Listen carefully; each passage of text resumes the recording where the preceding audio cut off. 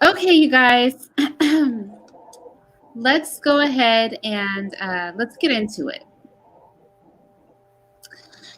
So the question is, do Blacks play victim? And I have Mr. on here with me. Oh, you have to mute us. I have Mr. on here with me because I have Mr. on here with me because I think he's going to disagree with me. And maybe some of you guys can come up. Let's see how it goes. But I'm going to start with saying that, yes, Black people do play victim. And I think I want to kind of explain what I'm saying. So number one, there's the kind of victim that white people say that Black people are playing, which when somebody has done something wrong to you, or when a group of people know that an egregious act has been committed, when they are ready to be over it and they feel that they have paid penance and you should be out of your feelings, then they will say you're playing the victim. So I just want to put like their definition of when they accuse us of playing the victim. I want to put that to the side, all the way to the side. And I want to talk about why I think we play victim. I think we have been playing victim from the time we stepped on the slave boat. Now let's just talk about the diaspora. I think the diaspora plays victim. Just across the entire diaspora, I think we play victim. And the reason I say this is because we've never been in a position where we were not able, and I told Mr. I was going to try to be good, but I want to just keep it very real. We've never been in a position where we were not able to fight to the death against the many, many atrocities that have been committed against our people. And let me be honest, we will see that there have been a few examples of that being exactly where it was led. But at every time when I look throughout the diaspora, in every occasion, I see a point where Black people just give up fighting back. They just give up fighting back and they get into this woe is me mentality, and they know what's being done to them is wrong, but they don't want to engage in violence. And I'm not trying to push violence. I'm just saying when you're talking about things like, for example, what went on in Tasmania, when you have people outright killing you, you have to be willing to be violent back, or you're going to end up like the Tasmanians, non-existent. The Andaman Islands. This is like in the past, 50, 60 years. At first, they fought back. Eventually, they just gave up, though. Slavery. We had slave revolts, but everybody couldn't get onto the same page as far as fighting back consistently. I think, let's look at South Africa. What went on in South Africa? Now, what stopped those people from attacking those who were occupying their lands? When after the Berlin Conference, when the European came into Africa, there should have been one group either leaving or one group not going to be left alive. That's what it really should have come down to. There's no way that Leopold should have been able to run through the Congo like he did. Either all the Congolese were going to end up dead or the European was going to be ran off. Like one or the other had to occur. So to me, Black people definitely play victim, because it is not out of our power to overcome anything that our people across the diaspora, and our people have been through some nasty things. We know what happened in the Congo eclipses the Holocaust. He killed more than 10 million people. 4 million people died in the Holocaust. 4 million Jews died in the Holocaust. King Leopold killed 10 million of just one group of Black people. We know the things that have happened to Black people have been egregious throughout the diaspora, on every single continent. The Black and the Native person, and some would argue the natives are Black, have had horrible, violent atrocities committed against them. But the only reason these things could happen is because at some point people decided they weren't going to fight. The reason colonization was so successful is that the people being colonized were not willing to match the energy of the colonizer. So to me, that is playing victim. To me, you are being a victim. To me, Kanye West said it and everybody got mad at him. Slavery was a choice. I cannot lie. It was a choice. Even if the choice was between slavery and death, you chose slavery. I know that is not a popular opinion, but I truly believe that. And I feel the same way today. Every time somebody opens up their mouth to complain about the status quo, you have made a choice. You have made a choice to not match the energy of the propagator of the problem. And since you are choosing to be a victim, because we aren't children out here, none of us are infants. Okay, an infant, it cannot make a choice. An infant is just the victim, right? A little kid, if it's a little kid and an adult, that's just a victim. If you have a big, burly, 300-pound man and a 5'1" woman who's 110 pounds soaking wet, she could be the victim. Okay, there's some cases where somebody is definitely a victim. Like you could fight, you can scream, you can do whatever you want. There is simply no chance, right? There's simply no chance. And this is not to excuse the things that have happened to our people. But the difference between a fighter and a survivor and a victim is how big of a fight are you willing to put up? Do you initially put up the fight?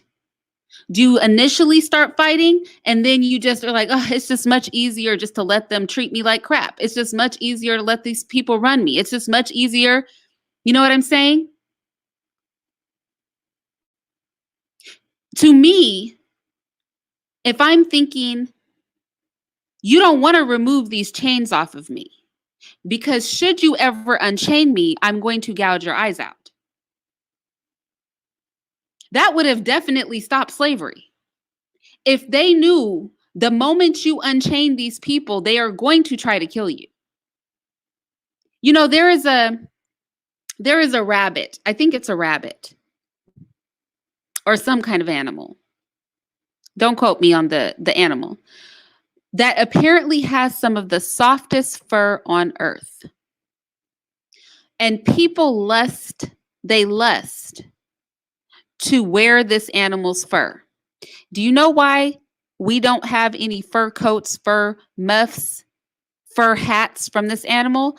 Because if you touch it, it drops dead and it makes the fur bad. So this happy-go-lucky, very silky furred creature is able to live its life because you cannot successfully trap it and gain anything from it. There's no gain for them.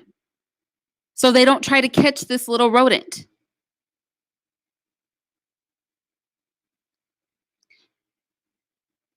And I think that little rodent is a good example for our people. There should be no gain from interacting in a negative way with our people. It should be such a loss. It should be so much trouble. It should be such an issue to cross us that nobody would bother. But to date, throughout the diaspora, and this is attributed to our goodness, I know we're good, we're humane, I love all those things about us. It has never been more trouble than it was worth to conquer a group of Black people. We've never made it such a problem that they were just like, you know what, forget it. Just never mind. Never mind. Even if we manage to get them on the boat, if we unchain them, we know they're going to try to kill us. We'd never be able to sleep. We know they're not going to work. We could beat them bloody. I know that's easy to say, but I'm just saying, I feel we play the victim because we don't want to play the revolutionary. And I rest my case.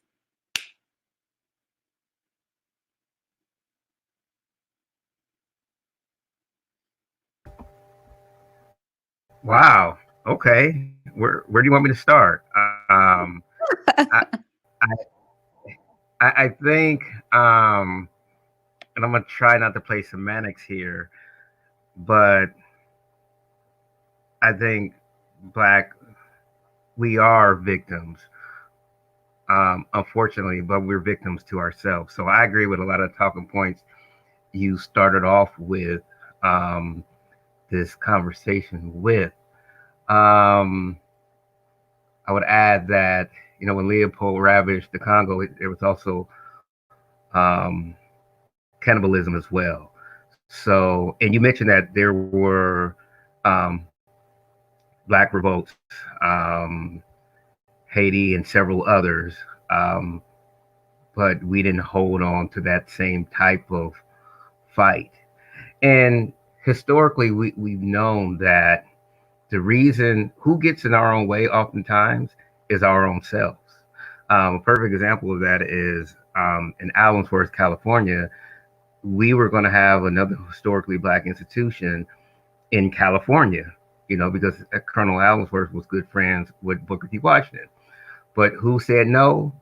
Black folks said no, said we don't need that type of thing. So oftentimes, historically, the same thing with Golden State Mutual Insurance. My father used to work for a black insurance company.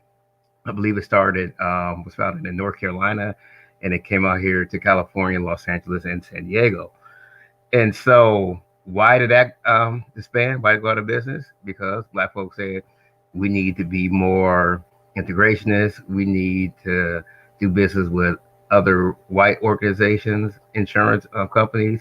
So we often get in our own ways. But we have helped get in our own way. We often have some people that are agent provocateurs who claim to be, you know, black as the tea kettle, right? Or black as the pot, but their work seems to be uh, of a negative ilk or of an ilk that supports white folks. And so when I hear you say victims, that we play victim, I think we do, but I think some things we can, like I think you alluded to this earlier. When we were being shot down and everything like that, I think we would agree those type of things, those are, we're victim of those things. Um, Historically, we've been victim of things, and we have fought back. But again, there hasn't been any systemic or sustained fighting back because a revolutionary praxis is something that is seems like for us is difficult to maintain and uphold. Now, here's what I want to say to kind of push back on some of the things you're saying. I don't disagree with it wholeheartedly, but I think we should have a plethora of revolutionary tactics. And so as you were talking, I'm thinking about the spook who sat by the door. And so, and again, this is a very, scary proposition because sometimes when people get in there, get in there and try to infiltrate, you know, they get caught up. They get sucked in by the lure, the power, the accolades, all, because white folks, ice is always cooler than black folks. So they get caught up in that world. And sometimes they forget their mission. And their mission is to, uplift and help black folks.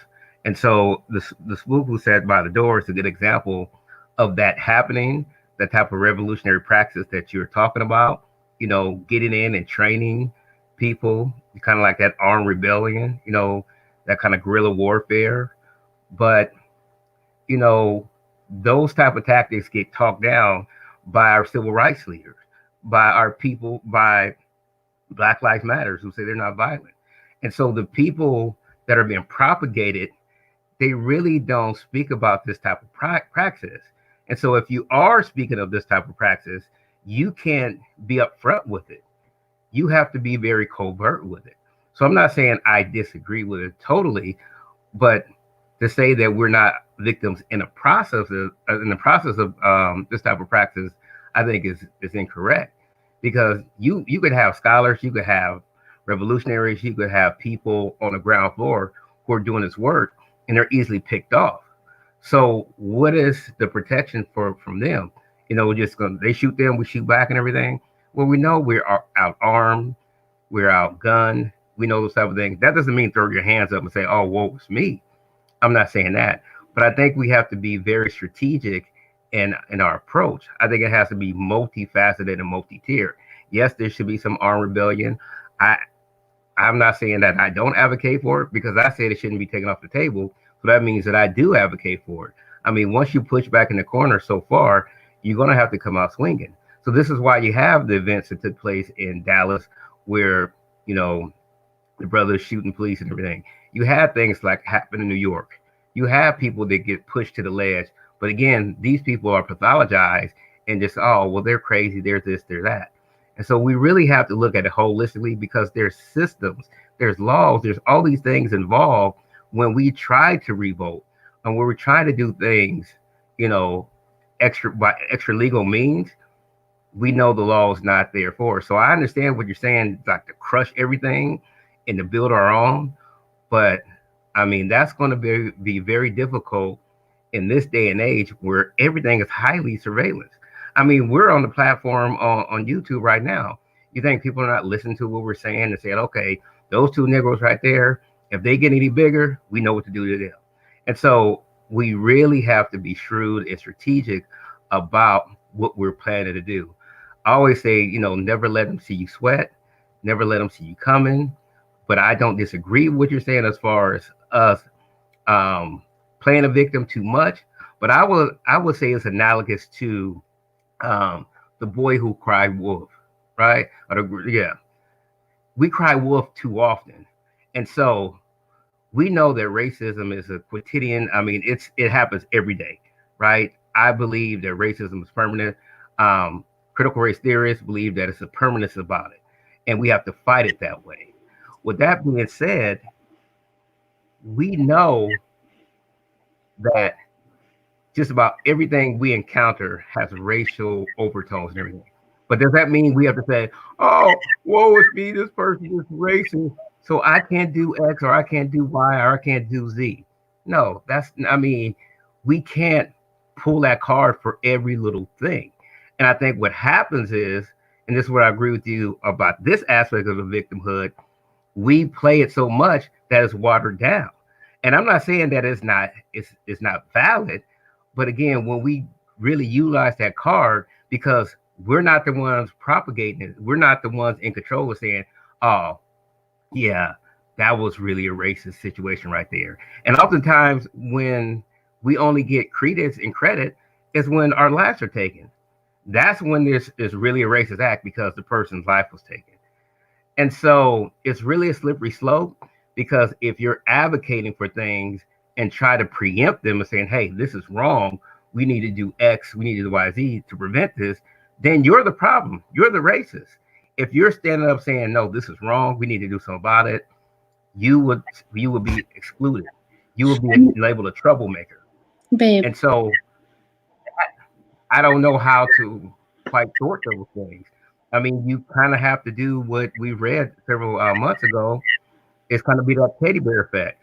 I mean, you have to wear the mask that grins and lies. No. I don't know if you can say, "I'm going to cut your head off, white man, and I'm going to send it to your grandkids." Well, I don't know if that's going to move the needle. so the chat, y'all are saying some very interesting things in the chat, and I would like to address some of the things you said, and then let Mr. address them, which I'm sure he will address them differently than I. Cassandra said, "What's up, Cass? Debt slavery is more of a choice than chattel slavery. Slavery or die is not a choice." Now, I tried to respond to your question in the chat, and YouTube blocked my comment. I can't even unblock my own comment. And this is my response. If every slave chose to die, they would have stopped going to Africa to get more slaves. Just straight up. If every time they tried to bring slaves into America, the slaves were extremely violent to the point where they had to completely kill them, which ties into this next comment about guns putting Black people into slavery. Guns didn't put Black people into slavery. Guns can get you the ability to collect a person, but see what the person does once you release them. is another thing. Guns didn't keep Black people in the field, nor did Christianity. Black people kept Black people in the field. They chose to be there. The slaves greatly outnumbered the masters. If we just use chattel slavery, because we could pick on any group of Black people, we could pick on South Africa, we could pick on Brazil, we could pick on Australia, we could pick on any group of Black people throughout the diaspora. They have always outnumbered their opponent. So Black people keep Black people. Yeah. And to bounce back to Cassandra again and what Cassandra had to say,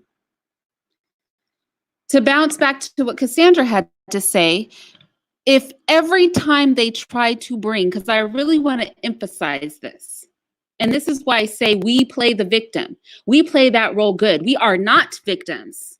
Now, bad things were done to us. Bad things were done to us, but we are not victims. We don't have to be victims. A victim has no choice. To be a victim, you cannot have any choice. So we choose to be victims. That does not make what they did right, but we choose to be victims. And if every time they brought over slaves, if they either suffered violently at the hands of those slaves or they had to kill them all, they would have not been going back and forth to Africa for as long as they did. They would have stopped because there would not have been any benefit.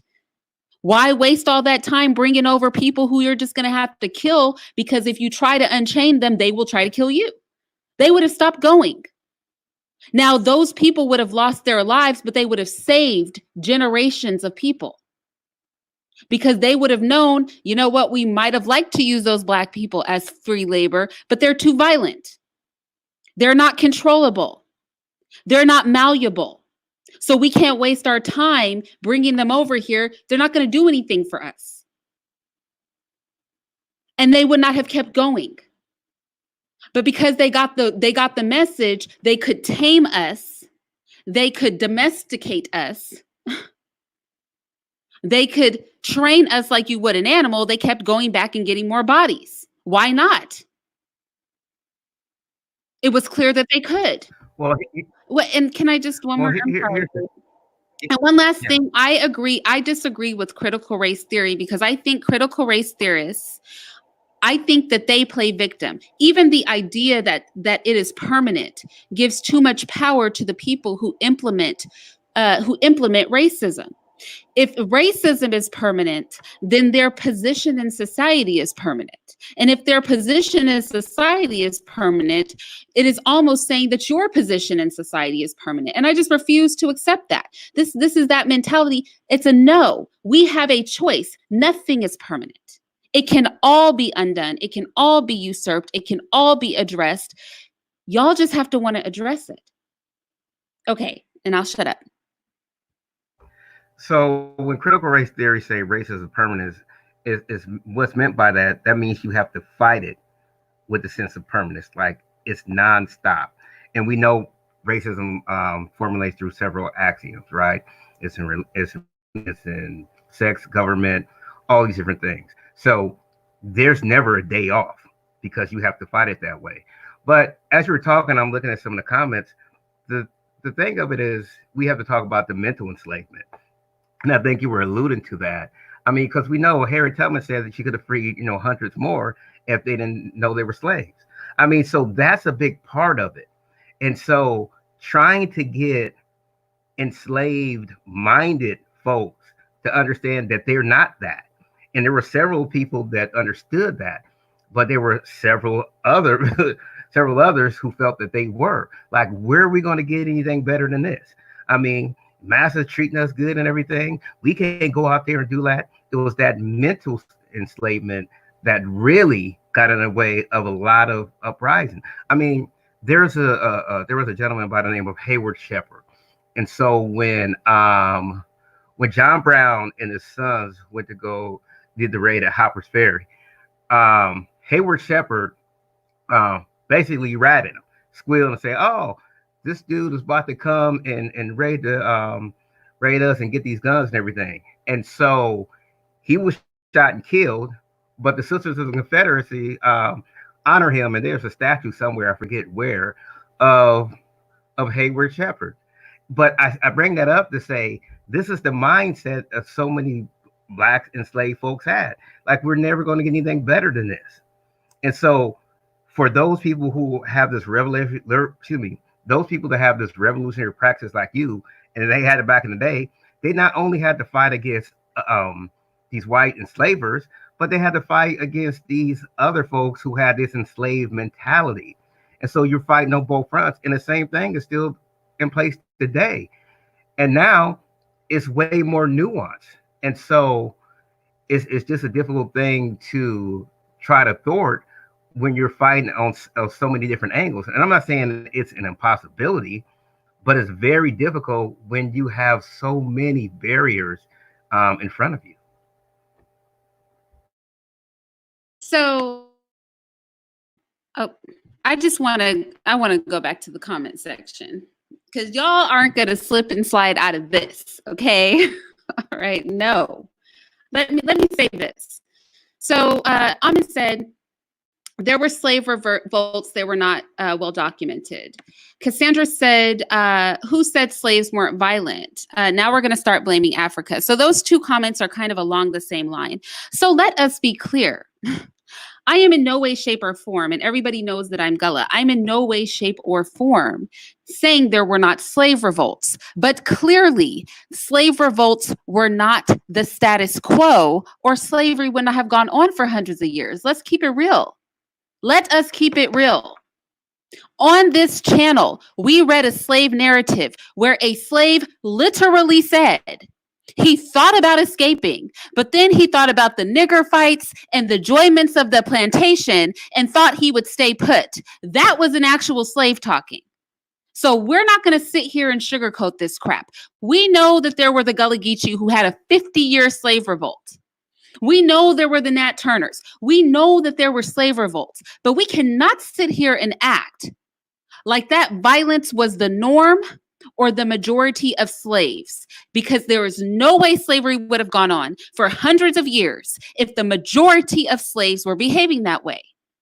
So I give props to the ones that chose not to. But all that proves to me is that if the majority of people refuse to move, then the passion of a few does not matter. I can try to free you, brother. I can try to free you, sister. I can try to free us. But if you're going to cling to the leg of your master while I am trying to chop off his head, we cannot get anywhere.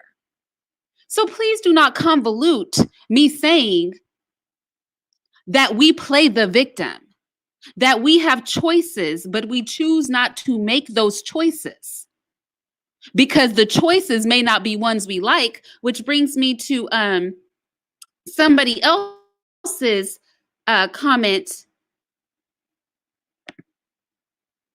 And what's up, family? And he is not the first to say it. Slavery or die is not a choice. No. It is a choice. It is a choice because a slave revolt could end in your death. And this could be a mental slave revolt. This could be the literal revolt of our ancestors. It could end in your death. But that is a choice. It may not be the choice that you like. I think that's more accurate. Slavery or die is not a choice that people like. You want option C, right? You don't want to be a slave and you don't want to die. But here's the thing. Those are not always the options that are presented. I think the thing that that causes stagnation throughout the diaspora is that we don't like the situation we're in. We don't want to go to the other extreme that could end in us dying. So we keep looking for a middle ground where somehow we're going to get into a comfortable place of respect and equality without having to actually engage in the same behavior that got us into the position we are in. We didn't get into this position because of conversations or because of advocacy. We got into this position because of a great deal of violence that went on over a long period of time against Black people throughout the diaspora. So slavery or die is a choice. It just may not be the choice anybody likes. right? Because we want option C. Okay, I don't like option B. I don't want to be a slave. I mean, I don't like option A. I don't want to be a slave. I don't like option B. I don't want to die. Give me option C. Anything that prevents me from dealing with option A or option B is the option I want. Well, you know what? That is not how life works. There is not always an option C. And here's the thing. If you don't get option C, if you don't get this magical delivery out of slavery, magical delivery out of indentured servitude, if you don't get your option C and you're not willing to take option B, then you're playing the victim to me. Not to sound like Dr. Seuss, but I'm just saying, then to me, you're being a victim. Because what you're saying is, I don't have any choices I like. I would just rather whine in my state than actually do anything that's not really anything that I feel comfortable doing. I don't like my options. I would rather just complain. Let's ratchet it up. The options I have to take are ones that I don't like. Let's ratchet it up. I'm gonna do something that I hate doing because I think it's a false equivalency. But let's take the Holocaust and let's see, was there much of a revolt, because we know they got paid and everything because they're more human, or viewed more human than Black folks were. But let's just take those and see, okay, atrocity. Of course, I think the enslavement of Africans was far worse, and we know that Black people were part of the Holocaust as well. But my point is, I think there was little resistance in comparison to the diaspora, our brothers and sisters from the continent. And I'm not going to say everything worked out for them because the Holocaust was horrible. But as far as we know, they got paid and everything like that. And I'm not getting into the whole the issue with the money and all that other stuff, because that's a whole nother rabbit hole. But what are your thoughts about that? Because people always make the comparison, and again, I'm not trying to bring up the reparations thing, but I'm just saying, as far as the ways in which they were treated, and the pushback or lack thereof, in comparison to what we're talking about here. And this is for you, Irene. Wait, can you condense that question for me, baby? I'm sorry. Yeah, so I'm talking about the Holocaust, right? And I don't know, because I'm not a historian of the Holocaust. I'm pretty sure there was some resistance, but we didn't hear about too much, right? And just making the same argument. Now, again, I hate making the comparison between the enslavement of Africans and the Holocaust, but I'm just doing this for the sake of just conversation of the pushback, and people will say, oh, well, look, the Jews, and they didn't revolt, or they didn't do all that stuff and everything, and their people are, they turned out, they're okay now. I mean, it's still a horrific event, that happened to them, but maybe if they were more passive. I'm just throwing it out. I'm not saying I agree with that. No. I think that's valid. And I also, just real quick, I think that is an interesting question. Not necessarily that it's valid. I'll agree with you. It's not necessarily valid. But Cass, I pass the blame on to us, because I use chattel slavery as an example, right? But y'all don't get fixated on chattel slavery. I said I could have used any group of Black people throughout the diaspora. I could just pick any country in Africa. I could just pick any country in Oceania. I could just pick any country of Black people. It doesn't have to be chattel slavery. We don't have to get caught up in that, because our behavior was the same throughout the diaspora. Just period. And Simone said, and I think at this channel, on this channel, we should second this, is we sat there and we listened to a publication that sits in the University of South Carolina right now, where in a medical journal that was publicly circulated in this country, they said the Black man has never been a competitor to the white man. So again, we don't have to, going back to you, Caslev, we don't have to use chattel slavery as the example. I could pick any group of Black people off that's been colonized on this planet, and I can use them as the example. I just use chattel slavery because we're all familiar with what happened there. But I could say any group of Black people. The diaspora is very consistent with how they react to somebody coming in and committing violence against them. We are ultimately submissive to the cause.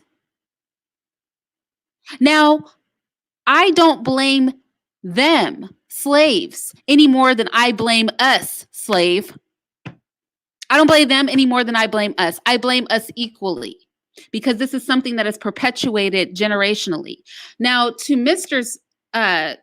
what Mr. was saying with regard to the Jews, I think there can be no comparison for two reasons. Number one, Jews are white. Let's just start there. Number two, the Holocaust is one event.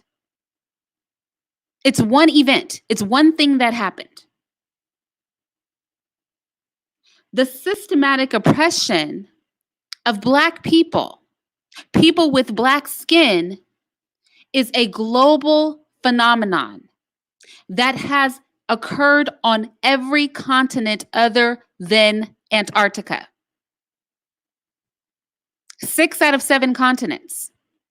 And when I say occurred, I mean en masse. I mean, like I said, the Congo eats the Holocaust and spits it out, and that's just one little frickin' country. If we compounded all the atrocities against Black people throughout the diaspora, if we just went, because you guys know this is like literally my pet project right now, the Andaman Islands and these freaking human safaris. Until these safaris stop, I will not stop talking about it. If we just took the Andaman Islands and the 6 tribes of people they killed in the past 100 years, if we just took the numerous populations of Native and Black peoples who have been complete genocide, then I really don't want to talk about the plight of the Jews. It's the comparison. There's no Jewish person that's part of a safari. No, nobody's leaving this country to go look at Jewish people the way you do a tiger. But people are doing that to Black people. So I feel like I agree with Mr. It's a false equivalency. It's literally nothing the same. If you blow up the Holocaust by 1 million, and we might be halfway there.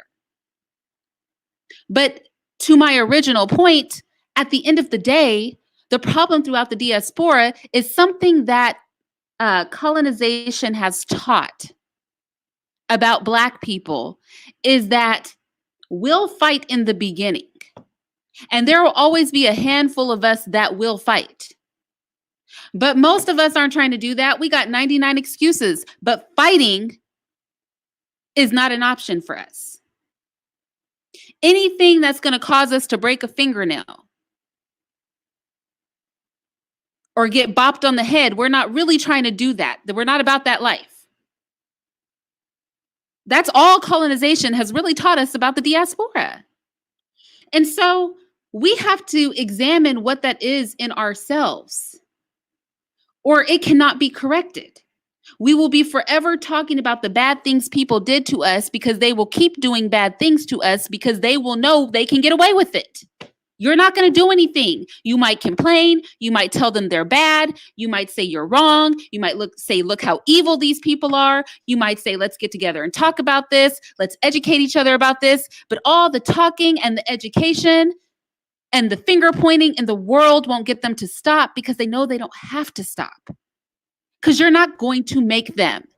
And I have never known a bully. I have never known an abusive person. I have never known a horrible individual who just woke up one day and said, you know what, I'm wrong for this. Let me stop. You're right. You've wagged your finger at me enough. It's time for me I feel guilty. In fact, you know what? The white man's bird in that poem said that we were half devil, half child, and that white men would be hated by the people that they conquered. He said, the hate of those you better. That's what he said in that poem. And sure enough, fast forward, here we are, 2020. And you have white people out here talking about, oh, they're playing victim. Oh, it's reverse racism. But they told you in the 1800s that was going to be the game. And you still don't want to do anything. Because what did a couple of you say? Because death is not a choice. So you've got to go with option A, which is your servitude. But you're going to complain all the way through that servitude and point at the master. You're going to point at him, point, bad you, because I don't want to take option B. Now, then we start looking at option C, reparations and stuff like that. Well, now we want money. We're like, we know that you've never shown a fair bone in your bodies. Your collective being has never been fair to us. But how about that fairness now? And I hate when people talk about the other people who got reparations. I want you to point out any reparations that were given successfully to any group of Black people. Just pick one. Australia got reparations, and half the people that get those reparations are white, like blonde hair, blue-eyed whites, saying that they're Aboriginal. I want you to demonstrate any reparations that have been given to Black people anywhere on earth from whites. But anytime any sort of empathy. But anytime there's any reparations or what's been given to Native Americans and indigenous, always gets co-opted by white folks. They come in there and say, like little Pocahontas, and say that they're, a percentage Native and everything, and they get to reap the benefits. I mean, so we know these type of things have happened historically, and they still happen today. But I'll go back to my initial point. I think we're victims of ourselves more than anyone else because we get in our own way. I mean, we've had people that had this type of militancy about them. We had people that had this type of cool mentality, but often, like you were saying, unfortunately, they're more times the minority or minoritized than anything else. And so they kind of get drowned out because people want to go with the C answer or the D, and that's sad. I'm thinking of people like Robert Williams. I'm thinking about the Deacons of Defense, the people that protected those folks during the civil rights movies, i.e. Dr. King. Those people had guns. I'm thinking about Rosa Parks' grandfather. He had a gun. Malcolm X's grandfather. Malcolm X's father. They all had guns. So they were with that they were about that life of saying, listen, we're willing to, give and or take a life. And there were a lot of people like that, but they just get drowned out. So we have to think about the propagation of those folks, because we don't like to hear about people, such as Idi Amin. He gets pathologized. And again, I don't agree with everything he's on, but he was holding it down, right? But we don't like to hear about folks like that who didn't take any stuff and who, we call them, they're crazed, they're killers and everything. But wait a minute, King Leopold, you call him a king? And so I think we get in our way more so than anybody else. And we just don't have to just learn and study this, but we have to enact some of these things. And I'm not saying lock and step, but we have to read what they've done and see how we could get to the place where we're not always the victim. And so, like I said, we're the victims oftentimes because we get in our own way. And I think we cry wolf a lot. And I'll go back to my premise of CRT, that yes, racism, you have to fight it like it's permanent because it occurs in so many facets. So you can never take a day off. I believe that wholeheartedly. But I think we have so many people that get paid off and it gets propagated. Oh, look at them. They're tearing up their own community, this and that.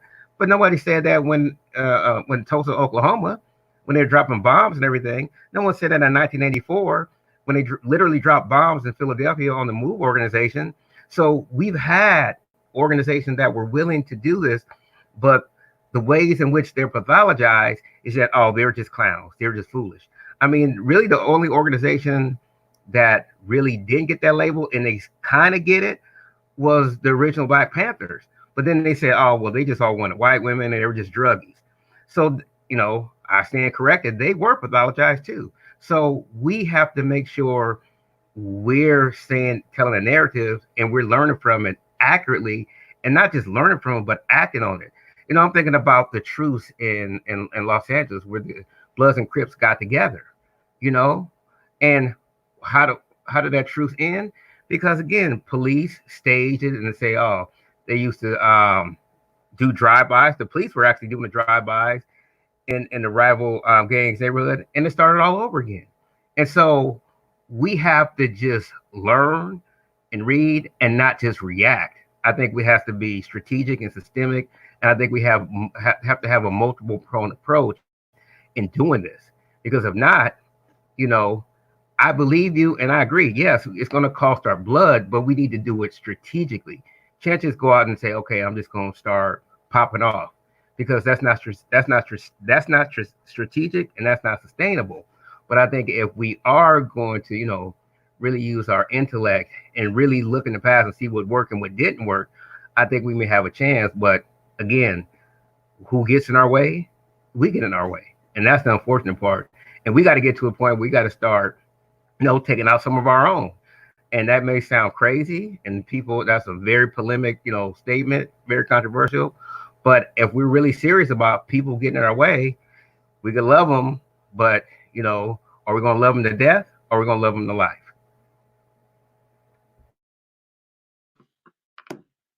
Brother Moses, do you see something that needs to be corrected? You correct it if you feel it needs to be. But everybody's free to comment. If they disagree, I don't care, unless there's something totally inappropriate being said. I agree with just running amok not being the move, right? But I think that we have to separate as well the mentality, right? So when I hear things, and this is why I attack it so strongly, right? When I hear things like, slavery or death is not a choice. The reason I attack statements like that so strongly is because when we talk about liberation, right? We often figure death is going to come at the hand of reciprocating violence. But sometimes, and this has definitely happened, even in a peaceful movement. Now, y'all know I have my feelings about Dr. Martin Luther King. But for example, those were peaceful protests, were they not? And were the dogs not brought out? Were the billy clubs not brought out? Were the hoses not brought out? So when people are scared to fight and scared to die, they will say death or slavery is not a choice because they imagine themselves fighting and being harmed. But my thing is, being passive is no guarantee that you will live. So the first step in being able to progress is understanding that whatever your choice, when you decide that you are going to take a firm stance against the status quo, death could be the result. They might choose to kill you even if you never lift a finger to harm another person, simply on the strength that you're pushing back. So it is always got to be in your mind that you are choosing your servitude or you are choosing to see this through to the death. Whether that death come through your passive nature or your violent nature, you need to know that that is an endpoint, and that needs to be acceptable in your eyes and in your mind and in your heart, or you will never do what needs to be done. Again, whatever road you take. So that is why the first step is cognitive liberation, right? We have to be cognitively liberated. If you cannot even fathom the thought that you could see this thing through to the death. Again, let's take violence out of the equation, right? Because people get scared when they think you're trying to tell them to fight. If you can't even imagine the thought,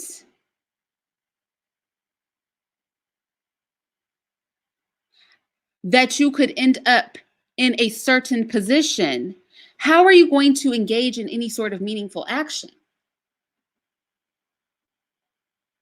Because even people who say peace, peace, and nonviolence have a bounty on their heads. So death has to be in any kind of revolutionary movement, peaceful or not. Death has to be something, a place that you're comfortable with. You must be comfortable with that option. You must be. You must reconcile your mind to that.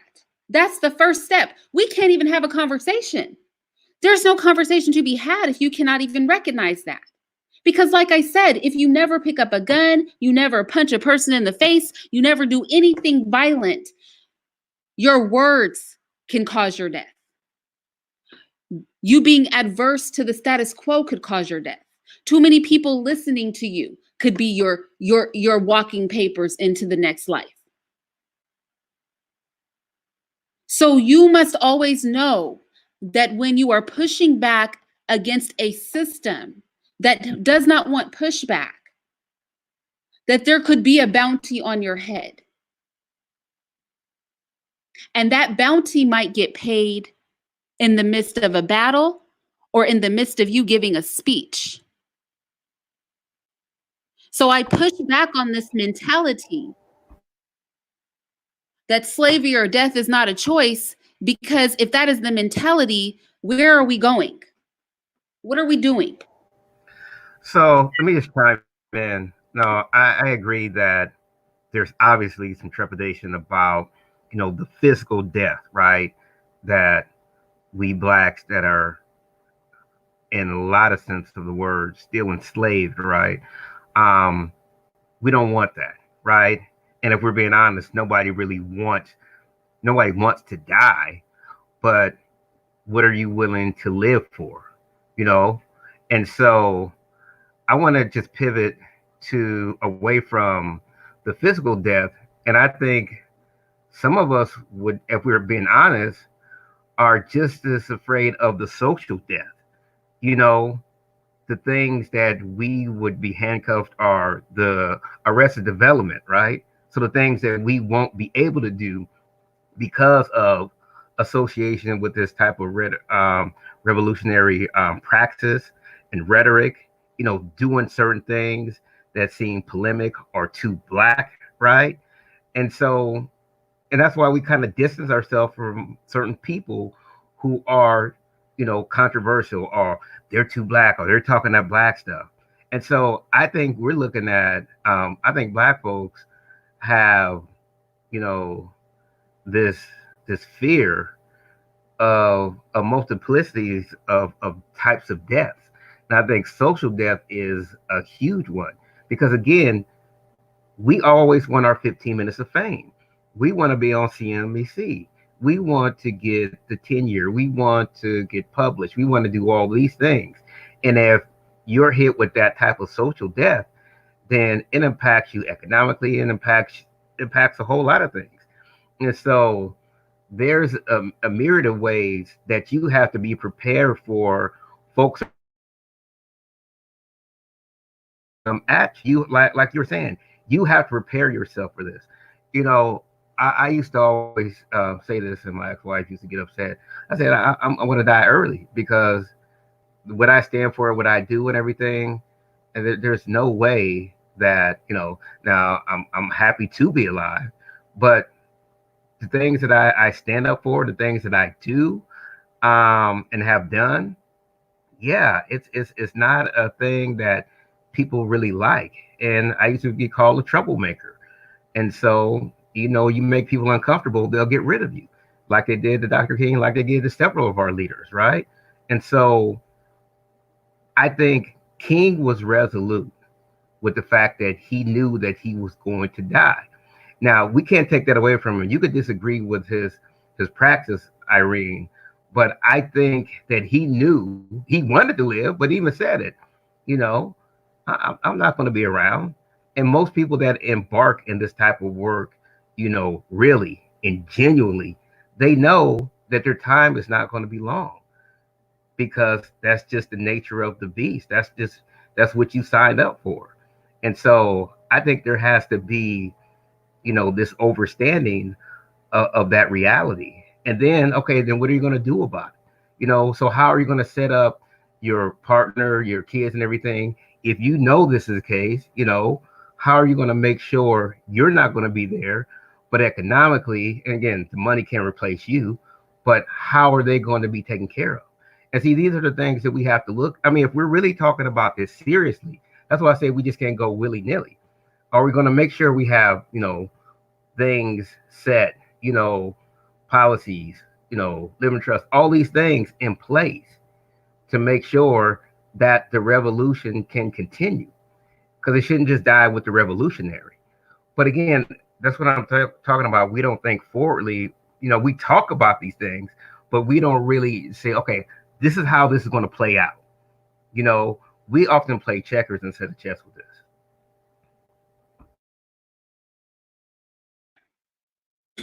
I agree.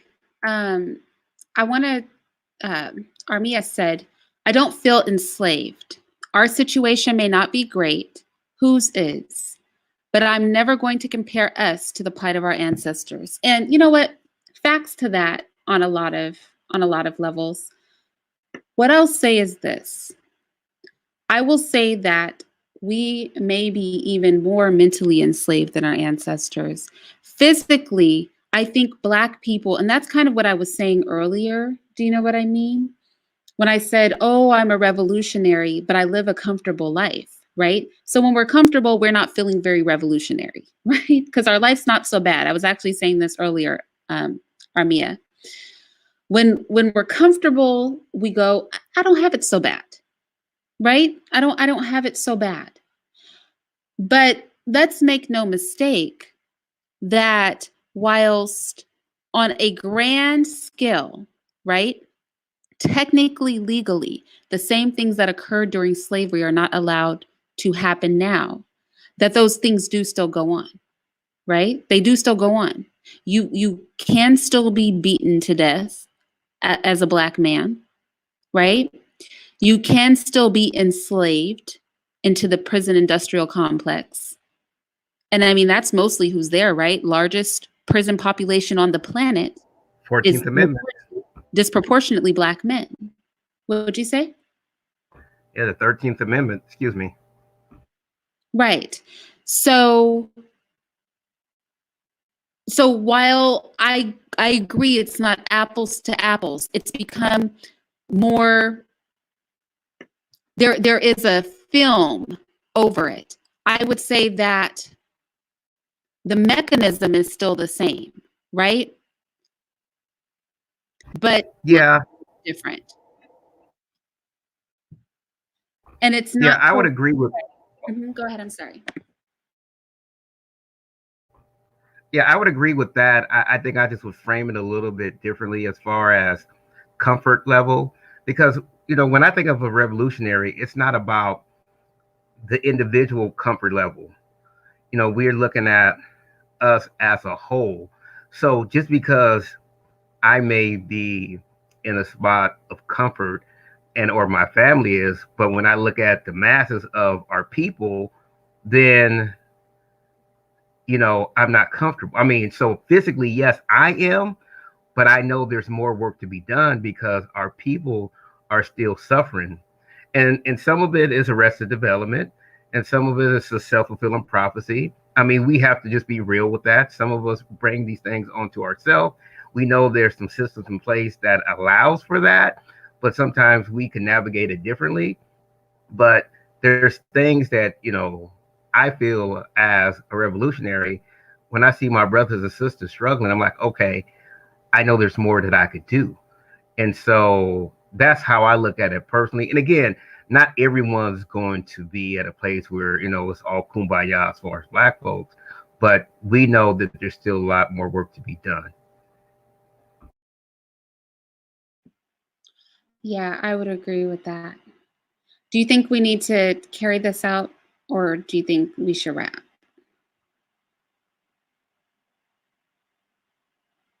Mr. We could go. We could go for a little more. Okay. No power is being taken back to South Africa. We're unprepared.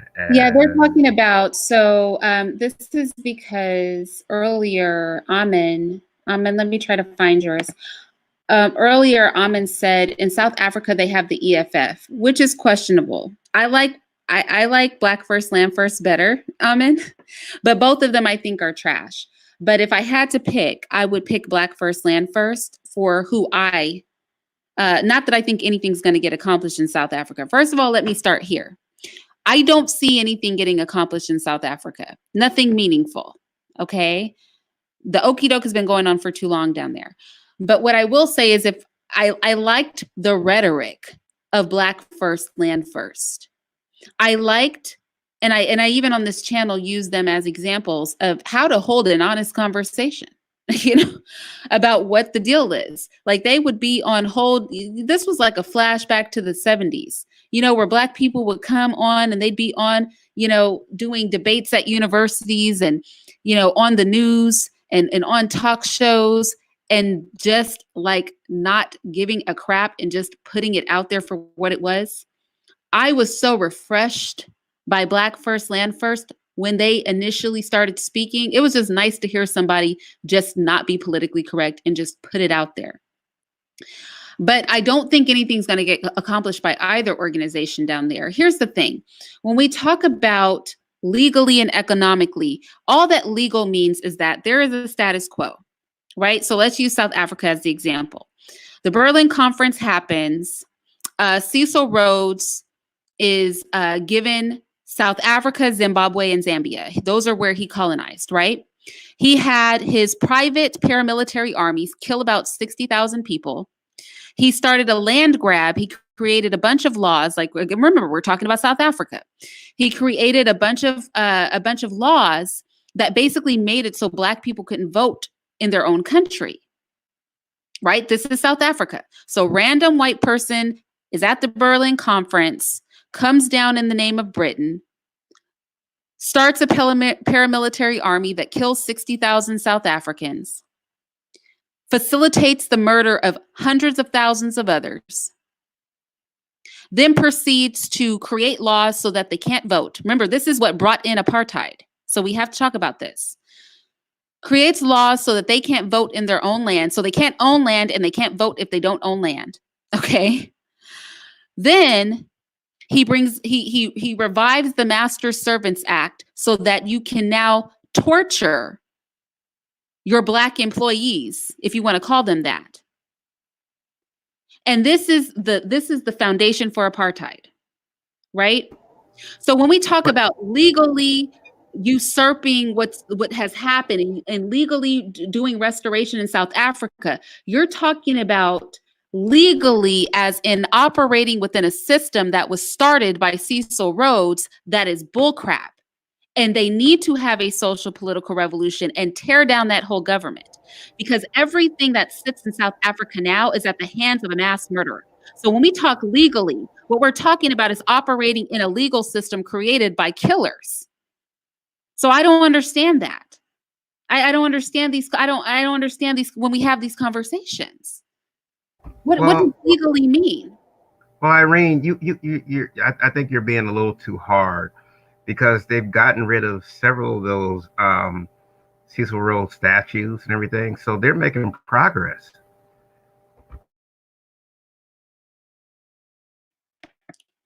You think they're making progress?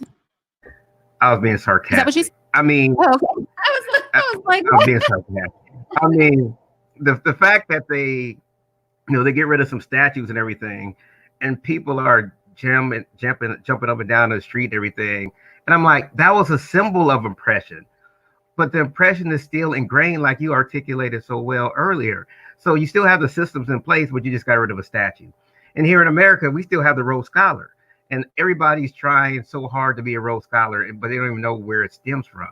And so these things are still in place. And when these systems or when these symbols are taken down, and people think that, oh, okay, well, just like the the racist statues that were taken down the South, just like they stopped flying the Confederate and some of the Southern states, and everybody was like, "Oh, we we have arrived." I'm like, really?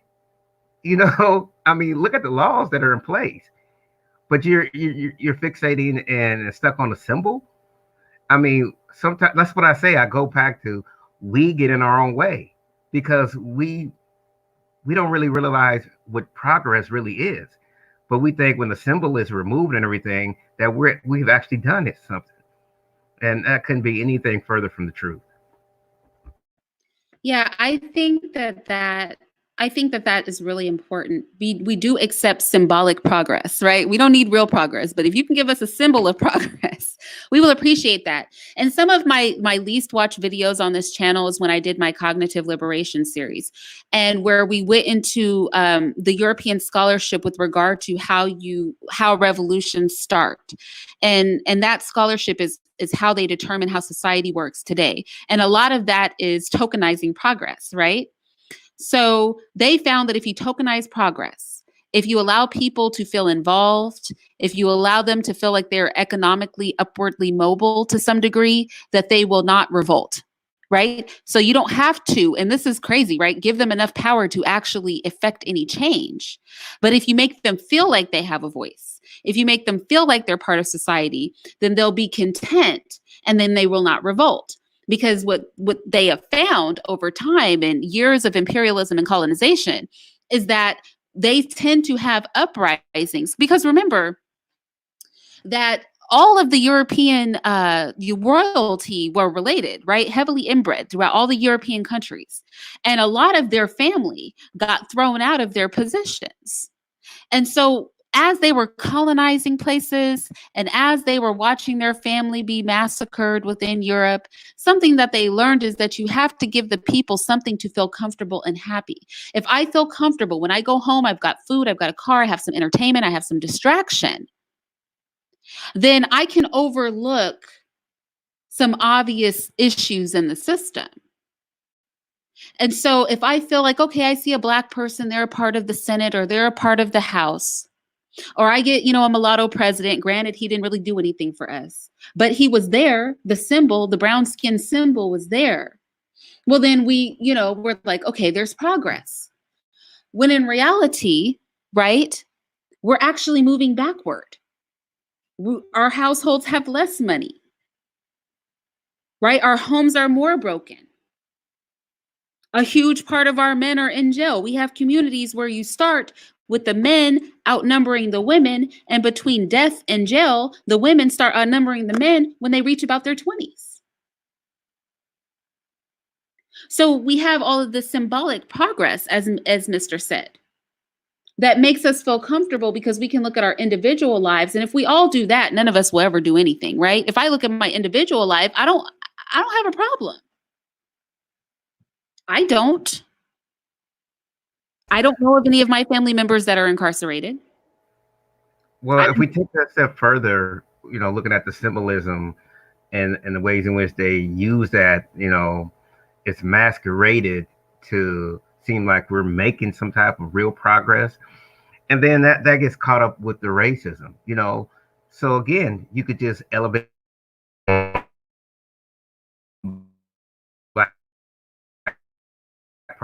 person or him because of course we got to be inclusive of everyone else, right?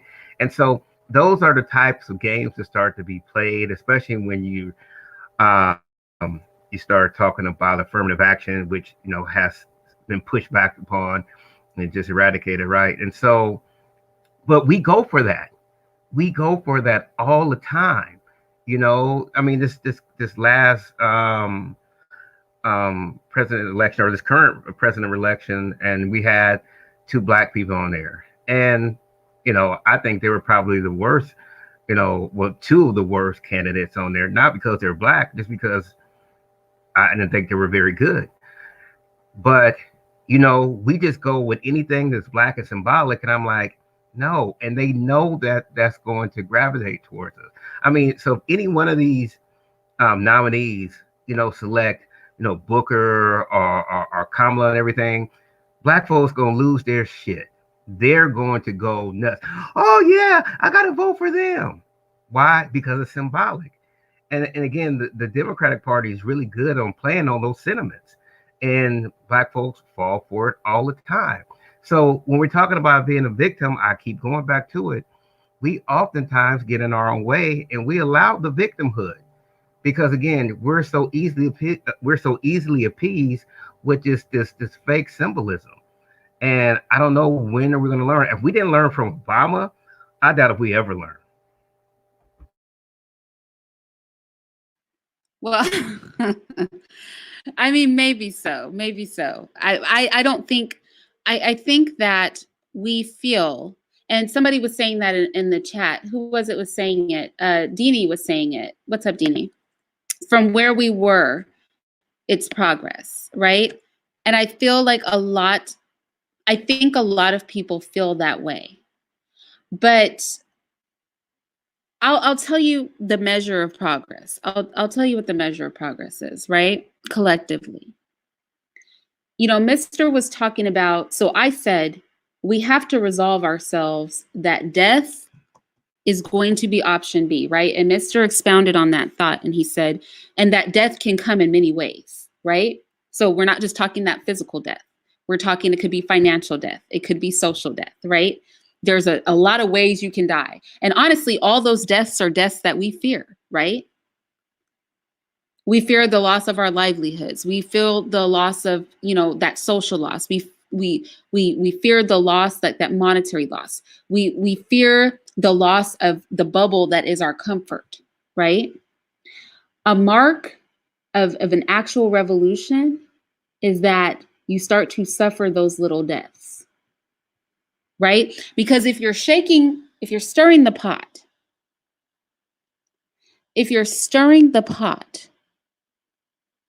something is going to get upset. So if there's no sloshing going around, if nothing's falling out the pot, it's not being stirred. So progress is not, and I think that's why it's good Mr. brought up Obama. Progress is not having a president who has skin very similar to yours in office, but who won't actually deal with any Black issues. That's not actually progress. Because I can put a puppet anywhere. But if the puppet is only going to do what I say, it doesn't matter what the puppet looks like. We have how many Black caucuses? What do they do collectively? So we have all this representation, all this progress that we've made, right? We have a few Black millionaires and billionaires. And although they make up 0.5% of the Black population, we feel that's progress. We got that 0.5%. Let me give it more. We got that 1%. That 1% of the Black population is progress. That's literally what we're saying. Most of our people live in abject poverty. Let's just keep it 100. Most of our people live in abject poverty. Most of our people do not have access to a proper education. Most of our men encounter law enforcement and are arrested at some point in their lives. Even our well-to-do families have to work harder and produce more than their white counterparts of equivalent status in education. And you don't climb too high up on the totem pole without being willing to do some separation from your own people and debasement of your own people. It's simply not possible. So maybe the question is what we choose to view as progress. Is it that we are so deprived of progress that anything that makes us feel, even if it's 7 times removed from something that resembles progress, if it occurs, we latch onto it because we are like a thirsty man in the desert. We'll take that one drop of water from your pinky toe and we will cling to it and make it as if it is a swimming pool, because that is how desperately we want to see ourselves progress. But we can't get caught up in the delusion of progress or the illusion of progress, because it's both. It's a delusion and it's an illusion. Well, I agree with that. And we're going to spend probably another 7 minutes. I would say this as we get ready to come to a close. Black folks, I know you said, basically, we're going to have to give our blood for this and, and be willing to die. And I concur with that. And I'll say, and that's a hard hurdle for some of us to get to. I mean, if we're being honest, a lot of us like, well, I don't want to die. But if we want to win, right, there's a term called a Pyrrhic victory. So if we don't want to just outright die, I think we have to understand the concept of what a Pyrrhic victory is. And that's where you may suffer some losses. Like I was talking about the social death, the various types of deaths. You may not have that physical death, but if you're really serious about this particular revolutionary praxis, then you have to make sure that you're willing to be part of a Pyrrhic victory. And you're going to take some L's in that, but you're going to ultimately have a victory. And I think if we could position and frame it that way, then maybe we could, maybe it could be more palatable. Maybe we could stomach a little bit better. I would hope, because again, anybody serious about this work, you're going to incur some Pyrrhic victories. You're going to take some L's. You're going to take some setbacks, and ultimately it could be your life. And so again, we just have to be, okay with that. And I know we have partners, we have kids and everything, like I alluded to earlier. But again, we have to be very serious and strategic about this. And again, I can't emphasize this enough. We have to get out of our own way. I think the victimhood is primarily because we're in our own way and we're scared of the real revolutionaries, doing what they need to do. And so I hope that we could just understand that concept and actually live it out, because if not, nothing's really going to change. And we have to do it in a multiplicity of ways. We can't just do it, try to ride on people and drive by, stuff like that. That's not going to work. But it has to be strategic in order for it to be sustainable.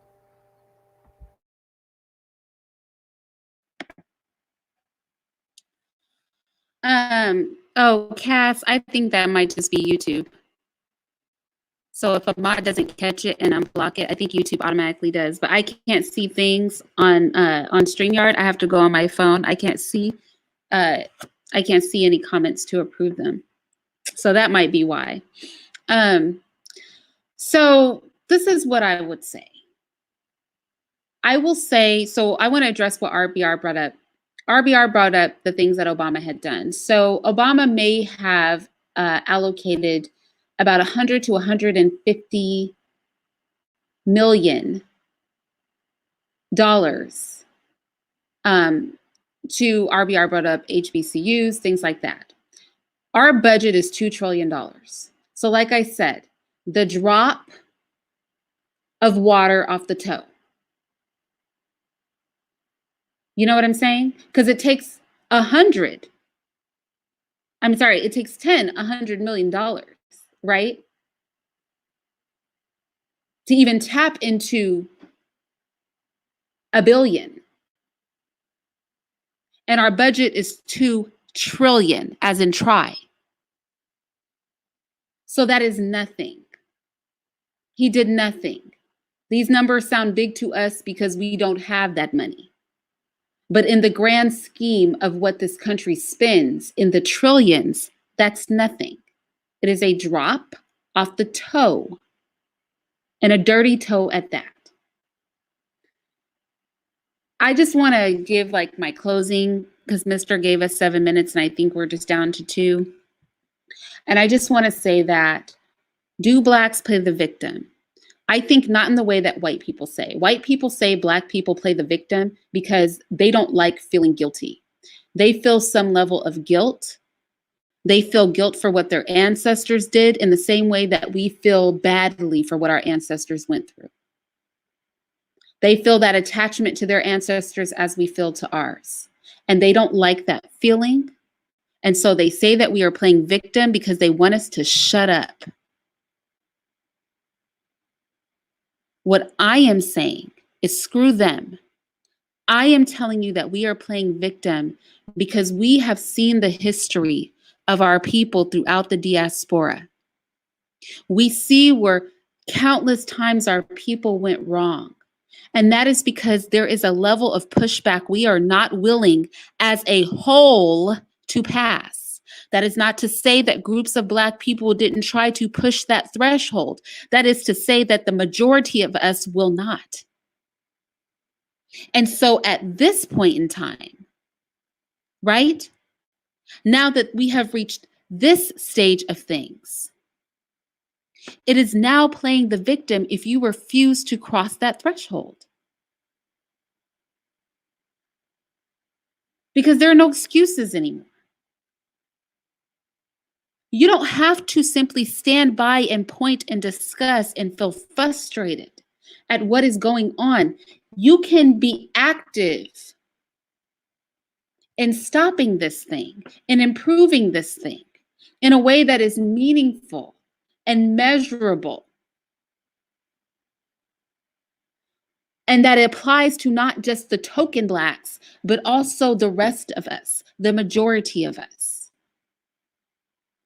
And so my stance is yes, we play the victim. Black people play the victim, maybe not in the way that we are often accused of playing the victim, but we choose to be the victim over choosing to do the things that make us uncomfortable. We would rather cry victim than be put in a position where we must do things that are going to upset our comfort. Like that old slave said, and for those of you who did not see that video, I will try to link it later to the end of this live. Like that slave said, he thought about escaping, but then he thought about the nigger fights, and he thought about shucking corn and all the enjoyments of the plantation, and he figured he would stay put. He didn't want to suffer all of those different types of deaths that Mr. spoke of. So he chose to stay put. I would encourage you to choose not to stay put.